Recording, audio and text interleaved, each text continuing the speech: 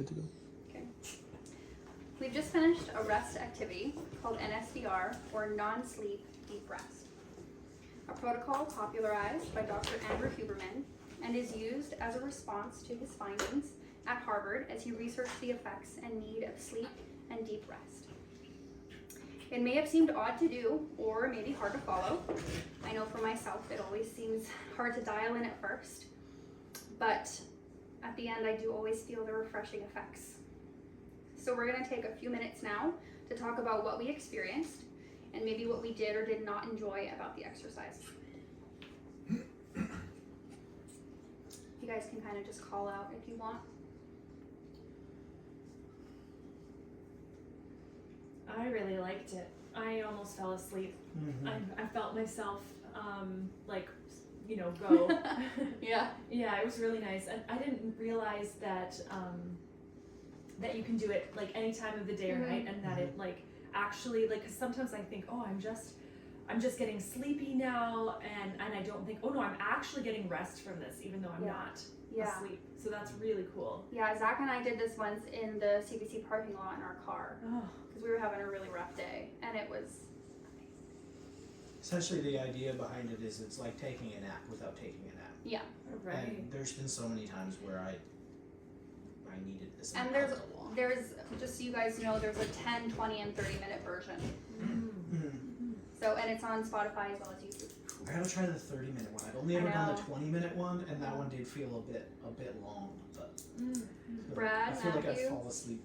Yeah, even though I didn't fall asleep, when I opened my eyes again, I felt like similar to as if I had, like in the sense where like I notice different stimuli, like light sources or just Yeah, noises. totally. That almost alertness that you have after waking up Yeah, from a nap. for sure. Yeah, I think for me it felt like a reset is kind of the best way I can describe it. Yeah. Especially when, like you mentioned about opening your eyes, you kind of take everything in, like it's not so overwhelming. That's kind of the best way I can put it. Yeah, for sure. Yeah, so feeling refreshed, maybe almost falling asleep, having a bit more focus. All right, so today's lesson is centered around Christ-led rest, supported by scriptural themes and examples, as well as real-life science that points to the detrimental importance of rest. My hope is that by the end of this lesson, you will have all learned something new about an aspect of life that we do and are reminded to do daily, and that you feel empowered to take hold of your personal journey with rest and retreat. There is so much that can be said on the subject of rest and Sabbath, but today we will focus on what science and the Bible have to say about Sabbath, how our work can come to define our identity, how our work and mental health can become tainted by the busyness of life, and finally some practical applications to reconcile rest and work in our day-to-day lives. Huberman on his website states, according to the American Academy of Sleep Medicine, long-term sleep deprivation negatively impacts both mental and physical health and can increase the risk of anxiety, symptoms of depression, obesity, diabetes, and heart disease. Even a short period of sleep deprivation can have negative effects on memory, emotional regulation, mood, and decision-making. Many, if not most, adults are not getting enough sleep. So much so that the CDC considers sleep deprivation as a public health epidemic. According to the Harvard Division of Sleep Medicine, studies have shown that staying awake for just 17 to 19 hours straight impacts performance by more than blood alcohol level of 0.5%, which is the level considered legally drunk in most Western European countries. This level of impairment slows an individual's reaction time by about 50% compared to someone who is well rested. These studies are focusing on sleep deprivation, but they speak well into this idea of lack of rest as a whole. Our physical bodies are designed to sleep and rest, and when this cycle is interrupted or ignored, we suffer deeply. In research done on fasting, it's been found that even one night of bad sleep negatively affects your blood glucose and insulin resistance. This leads to poor food choices and changed appetites as our bodies seek to find equilibrium. So, through these studies and found facts, we can see that rest, or lack thereof, has immediate effects, and and they are all negative. I could and would, given the time, talk about the overarching effects of sleep loss or exhaustion on both the body and the brain, or even in the real world effects that non-rest has been proven to have in our day-to-day living. But while the scientific data is quite important, and I love the scientific data, rather than info dump on you for the next 30 minutes, I'll move on from science for now, and together we'll explore the call to rest in Scripture. I think we as Christians often forget that Jesus, after doing his good work, often retreated to pray, reflect, and rest, often even retreat for prayer. That's the last slide. Oh, sorry. Luke 5:16 states, "But Jesus often withdrew to lonely places and prayed." He also called his disciples to do the same. After the feeding of the 5,000, the apostles gathered around Jesus and reported to him all they had done and taught. Then, because so many people were coming and going that they did not even have a chance to eat, he said to them, "Come with me by yourselves to a quiet place and get some rest." So they went away by themselves in a boat to a solitary place. The Old Testament speaks on the importance of Sabbath rest. We see in Genesis 2:2-3, by the seventh day, God had finished the work he had been doing, so on the seventh day, he rested from all his work. Then God blessed the seventh day and made it holy, because on it he rested from all the work of creating that he had done. Exodus 31:15 states, "For 6 days work is to be done, but the seventh day is a day of Sabbath rest, holy to the Lord. Whoever does any work on the Sabbath day is to be put to death." A little dramatic, but the verse does highlight the importance of rest.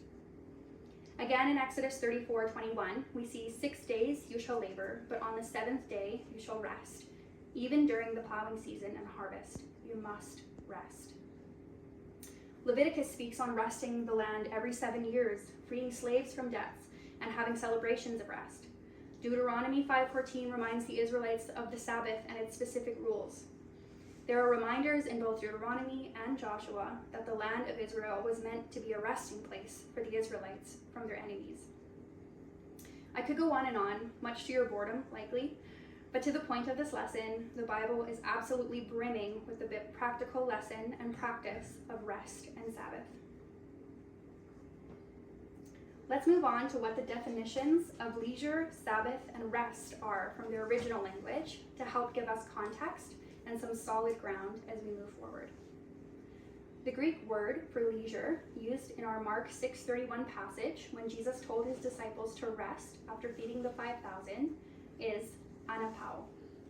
Anapau means to abstain from work in order to be refreshed, and can also point to keeping quiet, ceasing all movement, or being in a dimension of sleep.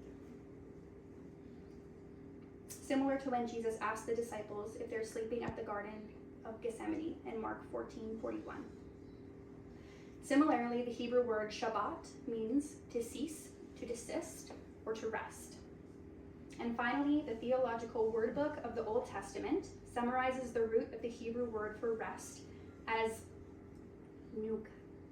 I'm not sure how to say that one. Which signifies to not just ceasing of movement, but to be settled in a particular place, whether concrete or abstract, with overtones of finality or victory. Mark Buchanan, in his book, The Rest of God, defines Sabbath as imitating God so that we stop trying to be God. How often do we allow ourselves the excuse of needing more time, or having more things to do, or telling ourselves that if we stop, then we're being lazy or unfocused? Buchanan calls these thoughts taskmasters and compares them to the slave masters from Egypt before the Exodus. These little voices in our heads that tell us we don't deserve to stop and rest, that remind us of the never-ending list of things to do, and berate us for the consideration of stopping. I most certainly have a few taskmasters that reside in my head, bullheaded and unforgiving, but as Buchanan puts it, I am learning to let them drown. You see, if we take the time to study the commandment of keeping the Sabbath in both Exodus and Deuteronomy, then we are reminded that God himself delivered the Israelites, his chosen people, his creation who had groaned for deliverance from the unceasing work in captivity to Egypt for hundreds of years. Yeah, God pulled them from that reality. He literally drowned their oppressors in front of them, and then he put them on the other side of an ocean. This is not to say that God will drown your overbearing boss who overworks and underpays you, or that he'll erase all those emails that you feel enslaved to respond to. But it is a reminder that God took his people out of their slavery, and he gave them and you the gift of liberty and the gift of freedom. I want to bring attention to the fact that being reminded of God's gift of grace and freedom is great. We love it. Good for our souls. But it's easier said than done, right? A survey study done in 2022 by Survey Center on American Life made the connection that most workers say their work is an important part of their identity. 71% say that what they do for a living is an important part of who they are. Paul Heinzman, in his book Leisure and Spirituality, states further, North Americans tend to believe that what a person does defines who he or she is. Therefore, many people in Western society find themselves in the strange paradox of being required to work to live, to enjoy the good life, and to bring self-identity, but being unable to find satisfaction in work. The tension between participating in an activity essential to human life, yet that is often disliked. Our work defines a big part of our lives. It's our contribution to society, our support to our families. It's how we connect and care for others and ourselves, and it's maybe even a part of our mental health in some cases. So drawing a dividing line between life, work, and rest can seem challenging, but it is a necessary challenge we need to take part in if we want to respond faithfully to God's call and command for rest. How our work and mental health can become tainted by the busyness of life. Gandhi famously said, "There is more to life than merely increasing its speed." We live in a culture today that values efficiency and productivity. We have more to do and seemingly less time to do it. So we look to advances in technology to help us get more and more done, but with less and less satisfaction, because the list never seems to get shorter or come to an end. Matthew Colwell writes, "The frantic pace of life we experience today makes Sabbath keeping an incredible challenge in our North American context." So what are we to do? Our world surely will not up and change overnight, and our never-ending lists will not simply or easily conclude. To hark back to the definitions we visited in the beginning of this lesson, the answer is Anapau, Shabbat, and Nuke. To set ourselves aside from the culture as God modeled and commanded, and to rest. Marjorie Thompson, in her book, The Soul Feast, says how difficult it is for people in our achievement and production-obsessed culture to rest. Keeping Sabbath means trusting God to be God, recognizing that we are not indispensable when we refuse to take a single day for genuine refreshment and rest. We try to outdo even God. Buchanan drives this point home even further when he writes, "We try to outwit and outrun our limits. We think that we're the exceptions, the one for whom busyness will translate into fruitfulness. We figure we can find a way around our God-imposed need for stillness, but we can't. It always comes back to take its due."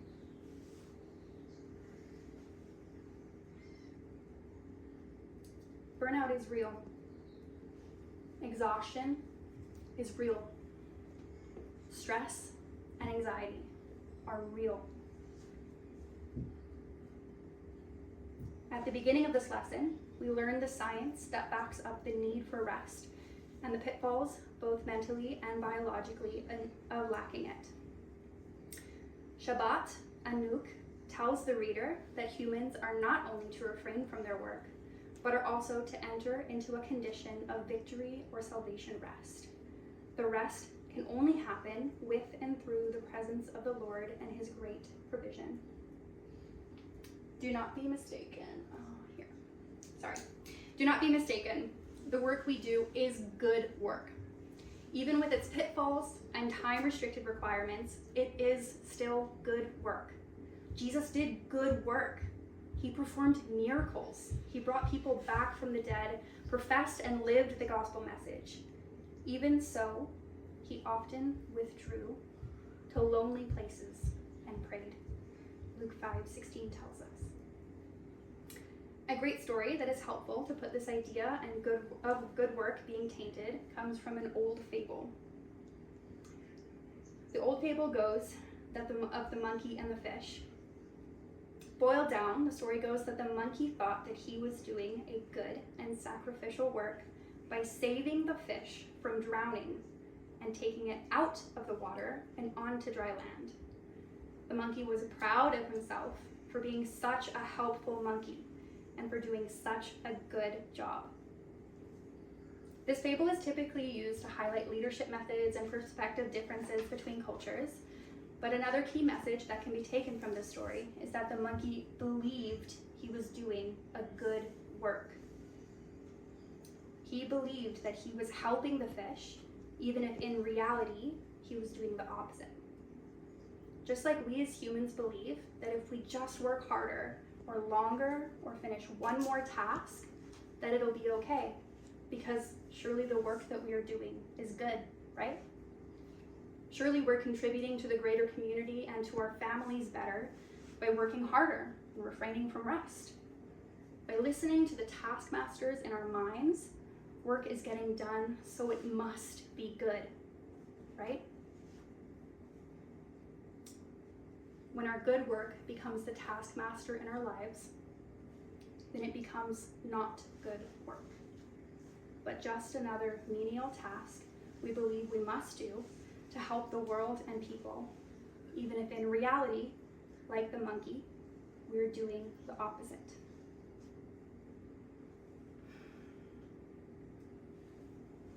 Have you guys ever been on a plane? What's the key phrase that the stewardess says before takeoff should there be an emergency? You guys can blurt it out. Put your own mask on first. Put your mask on first, then help those around you who may be struggling. If you do not do the work of finding a rhythm of life that incorporates physical, mental, and Christ-led rest and retreat, then you will not be able to successfully and sustainably help those around you. People like your spouse, people like your children, people like your family. So, how do we do work towards and embody rest today? By preparing our minds and homes for Sabbath. We start with mindset and some preparations for Sabbath that we can do. One that Marva J. Dawn puts well is most Americans put 5 days a week, then spend the weekend trying to do everything that needs to be done around the house and yard. Consequently, the Sabbath day is not a day of ceasing work, because the pressure of the work that needs to be done at home matches the pressure of the work that earns one's salary. Ceasing work does not mean ceasing the anxieties for provision or for to-do lists that still need doing. Just like Dawn states, life is always moving. Oh, sorry, I lost my place. There. Just like Dawn states, life is always moving, and so pressures are high, not just in the job part of our lives, but also in the other areas of responsibility like home care. A tangible way of helping with these pressures and better aid in being present in your Sabbath is what Marva Dawn likes to call the Queen Sabbath. This is a practice that comes the day before your Sabbath, and it's a day or portion of a day that is set aside to prepare your home to be a restful space.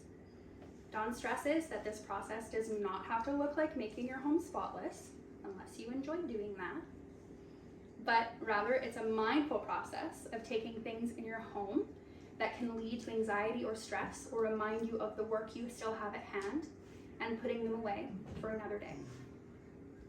This is something Zach and I have been trying out for the last few months, and it's definitely a learning curve. You need to have grace for yourself in this process. But it's been extremely helpful in our Shabbat learning journey. When we have the mindset that provision comes only from the work we do, or how much of it we can accomplish, then we inevitably fall into a money over God mindset. So, we cannot wholly enter into Shabbat without refraining from that part of our mindset. Ultimately, our provision comes not from the work that we do, but from the Lord who gives us the bodies, the minds, and the strengths to do the work.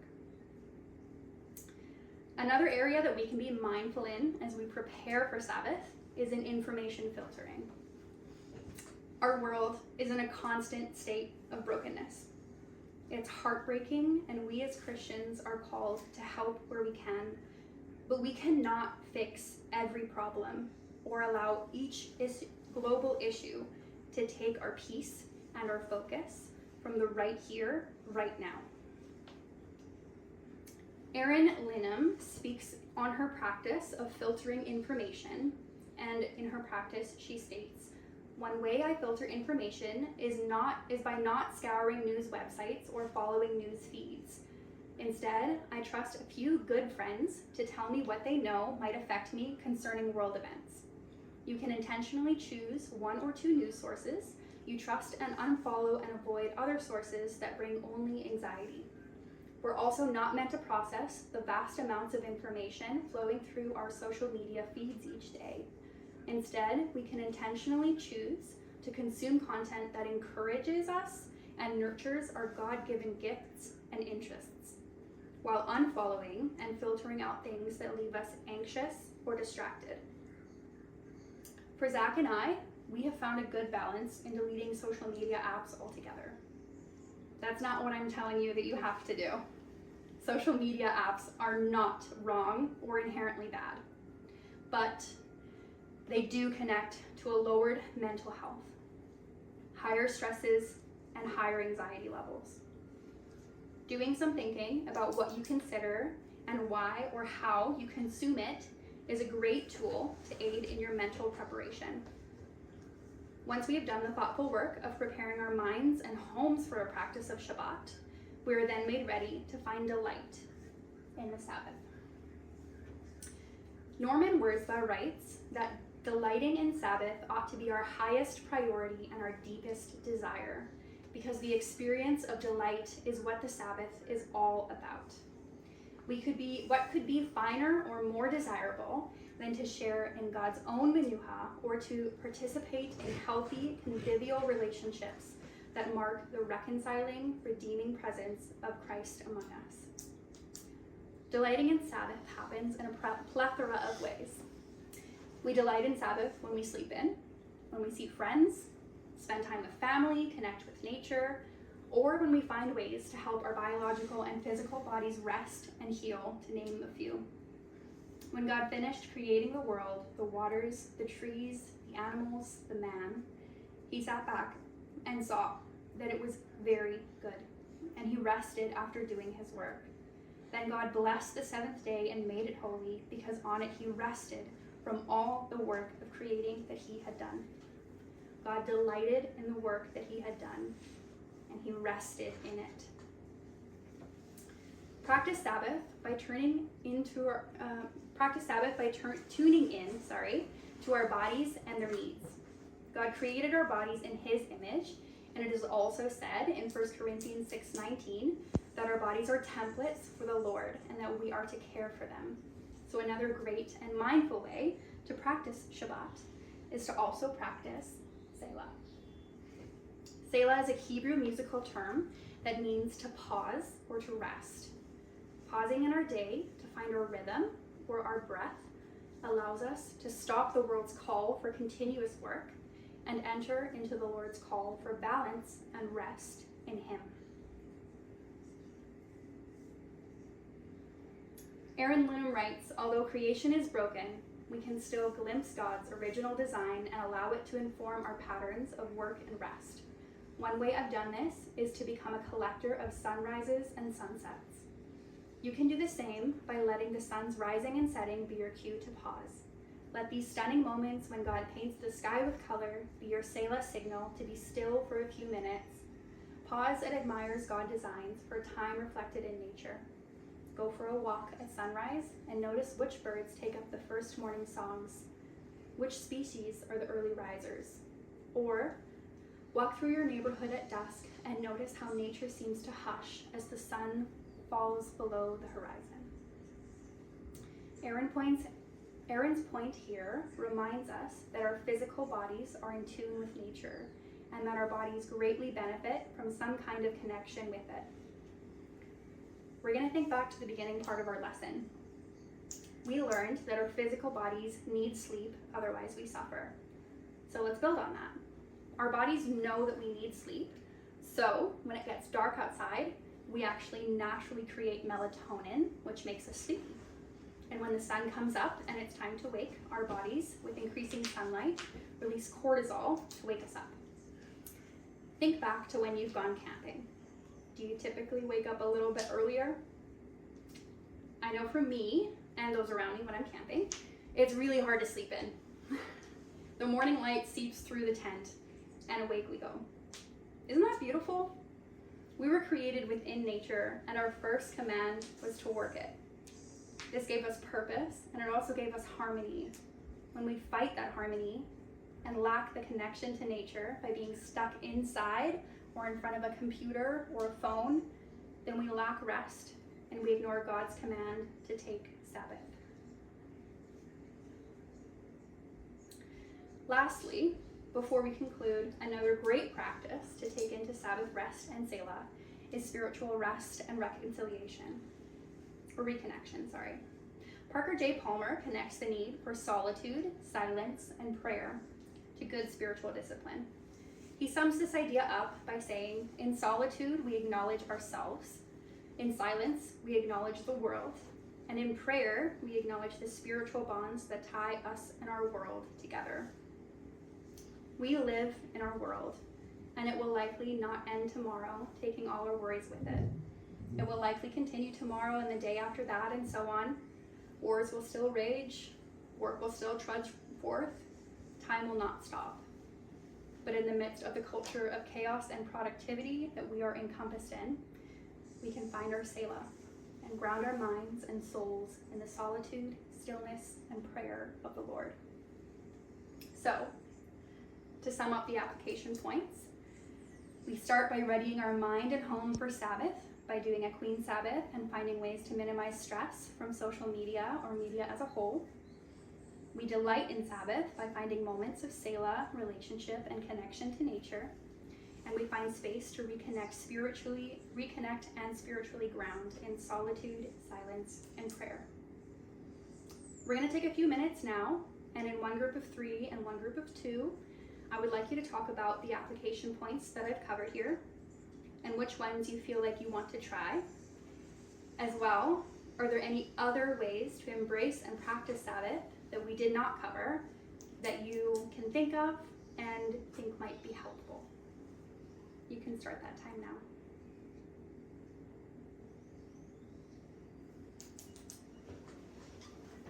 You want to do Mennonite style? Well, I guess we could do that. What's that? Men and women. Men and women. Just so you know, you guys have like 1 minute, so I'm sorry, I don't have tons of time. So questions. No, I know. For me, I want to Look at the incorporate that applications and think about the which day one you want to before. try. Because I want to do that quote, like what that quote said, where it's like, yeah. It's a run chance one? Have It's, Sabbath, which is just catching yeah, I don't all have the glasses. household tasks. Oh, Yeah. readying your home for Sabbath.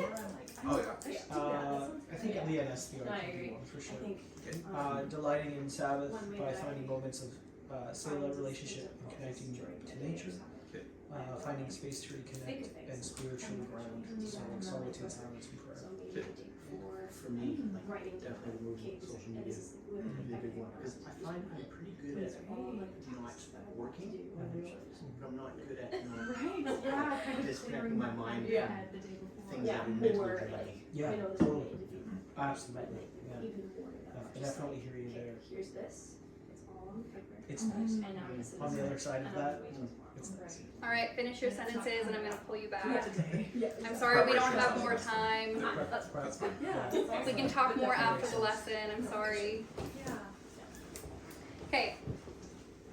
So conclusionary remarks as we embrace Sabbath and the upside down living we inspire. We covered a lot of information: scientific, biblical, practical, and meaningful.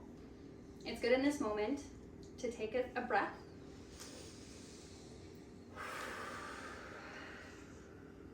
And remember again that sometimes the physical practice and heart experience can take time. It requires a change of life habits and a careful and mindful understanding of what you do and why you do it. The lesson of Christ-led rest and Sabbath is not unmeaningful, but it is also not without its own weight. When we do the countercultural thing and stop for a day, and also throughout our days to find moments of Selah, we show the world that there is another way of living, one that is fulfilling, one that is balanced, and one that is peaceful. Matthew 11:28-30 says, "Come to me, all you who are weary and burdened, and I will give you rest. Take my yoke upon you and learn from me, for I am gentle and humble in heart." Sorry. "And you will find rest for your souls, for my yoke is easy and my burden is light." If you're wanting resources as you start to or continue your journey and with Sabbath and rest, here are a few great starting points. If you want more of a devotional or daily practice that's geared towards nature and centered, The Nature of Rest by Erin Linham I found amazingly informative and very easy to read. If you're wanting something a bit more liturgical and structured, because that's just how your brain works, Psalms in 30 Days is a great example for taking part in that, something that Zach's been able to do.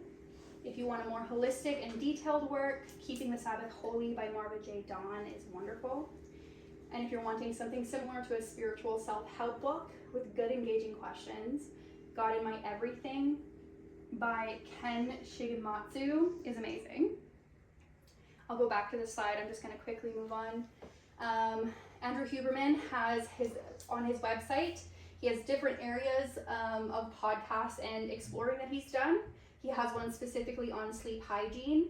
And if you click on that, it'll show you all the podcasts and research that he's done on sleep hygiene, how to fall asleep, how to deal with shift work, all of that kind of stuff. So it's very, very helpful. And lastly, I have really been liking The Diary of a CEO with Stephen Bartlett. He does really in-depth interviews with certain individuals, and specifically if you want to look at sleep or rest, I have a few names here of episodes that you can look up that cover that. And that's everything. Thank you guys so much.